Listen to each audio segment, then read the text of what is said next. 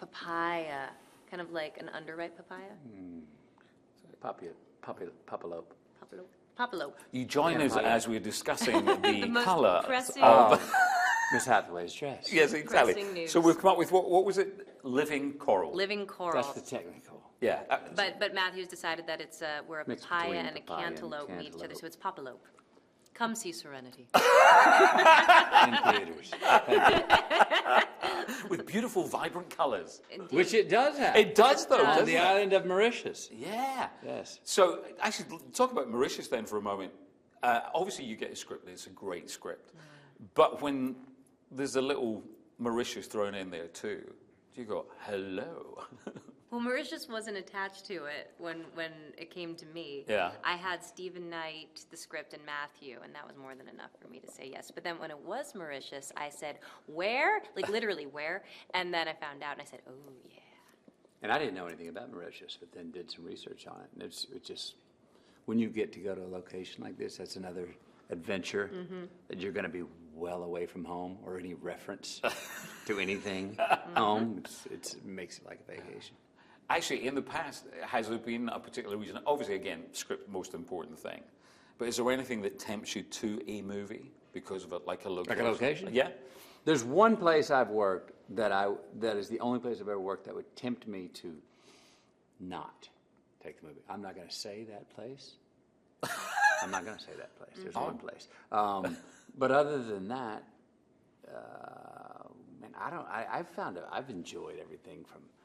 I had a long run of work in New Orleans when the tax break was in Louisiana. I had a long run in Canada. Remember when the tax break was there, and it was either Vancouver or Toronto. That was fun. New Mexico, I've had quite a few times. Michigan, I've had quite a few times.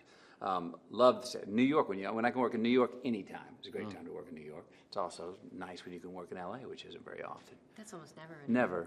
It's happened to me 3 or 4 times. And then from South Africa to Australia a few times too. Look, just got back from London.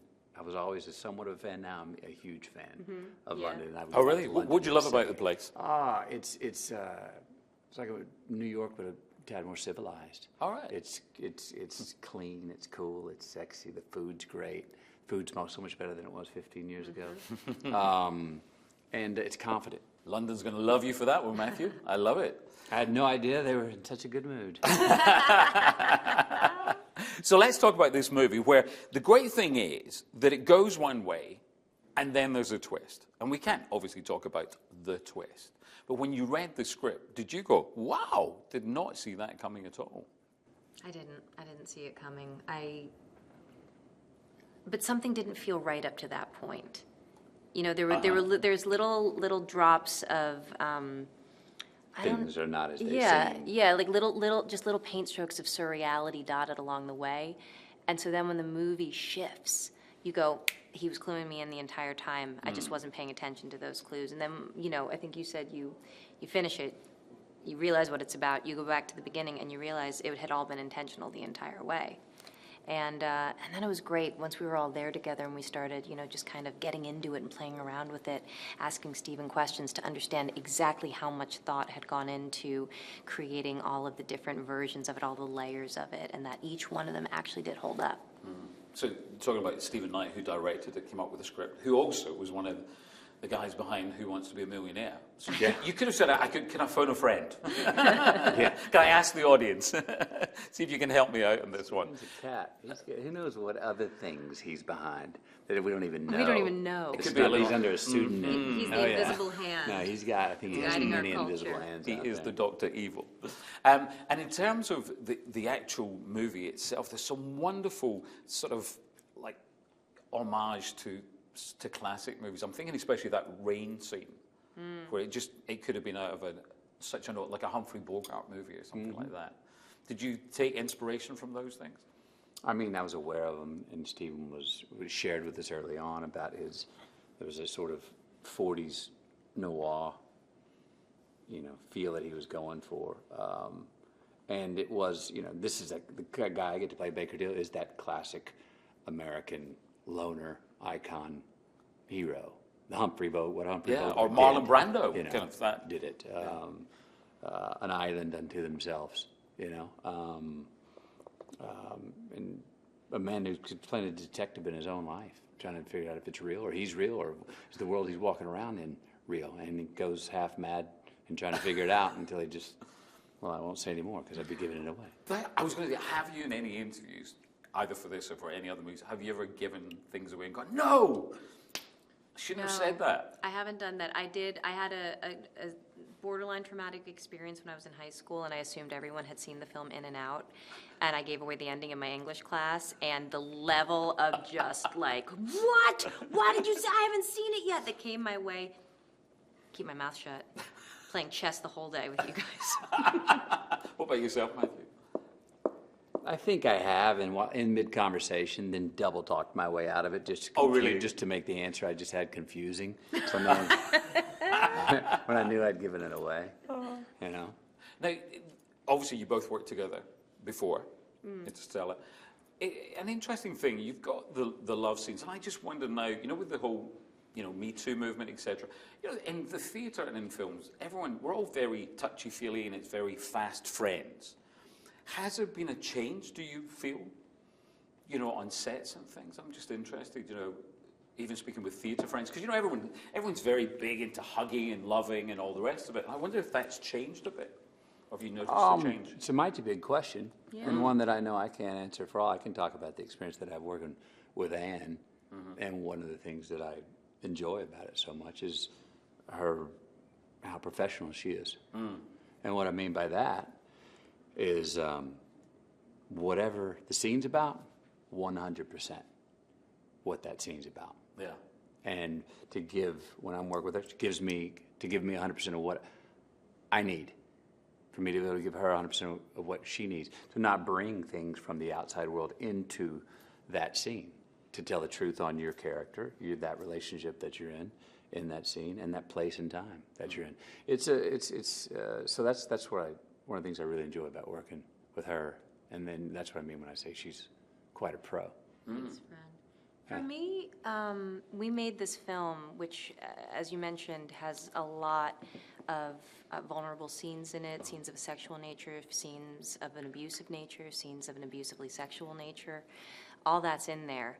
And we made this film before Me Too. We made this film, well, no, actually, Me Too was happening, but before Me Too kind of became so front and center, before Time's Up, before there was a conversation talking about the conduct that occurs within our industry. And I am very proud to say that we wouldn't have done anything different. I couldn't have been treated any more differently in light of people's evolution in this conversation. You know, I remember you turning me when we were filming this, and you were paying me a compliment, and I said, it's very easy to do this when you're doing it with gentlemen. And that's what you and Stephen were. And I was able to be a professional because you treated me, because that was the space we were all in.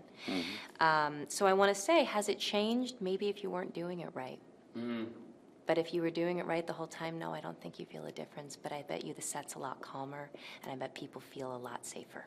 Now, when it comes to Instagram, your Instagrams are great because it's like, oh, thanks. But it's like you use it for good. You know that thing where it's not just fluff. Obviously, something that's a very conscious decision, I would imagine. Well, don't you feel that way about what you do? Yeah. Well, you know, like exactly. We can sit here right now, and we can talk about anything. We can go for it, or we can go. I don't know. Go for. Try to put some good calories in there. Not the empty calories, you know. You still want it to taste good. It doesn't matter if it's not delicious, but you want to. If you're in a position where you can nourish people and you've got people willing to be nourished, it's just kind of an organic thing. Yeah. Right? Great to have 2 Academy Award winners as well. Did that make a huge difference to your lives? You know, again, I love it when the trailer. Well, Matthew puts his just out of frame, and they have to make sure that they don't get it into shot. And, you know, sometimes I just see him, and he's staring off very intensely, and he's staring at his Oscar. I have to talk to the DP. I've said it's in the contract that it's always just 2 feet outside of the scene that I'm in. It's part of his process. And it could get in the way of the scene if the camera pans a little too far over and finds it. They've had to paint it out of quite a few scenes that I've been in. Right, but they know that now, and so they factor that into the budget before you start. The rumor's gotten around through Hollywood that they understand that's part of my that's team your process. that comes with me not to a work. Rumor, right? We all respect. Yeah, so, you know, Yeah, people just have to deal with it. It's just if anyone says that, you just go, Just Yeah, and yours is in your bag. You're understated. I had to get a new bag, but yeah. it's not always in her bag. Really? It's not always. Well, once Matthew put his at the edge of frame. No. How about when the time after lunch and I'm sitting there on set and I was ready to go for the scene, where's Miss Hathaway? And no one would say a word, and I look over and who's standing on her mark? Little gold statue. So the best of me at was least already mine there. was off screen. You put yours as a stand-in I for didn't yourself. judge your process. We have to talk No, about I'm this not later. Anyway, judging. you were asking us about How our changed? best friends. I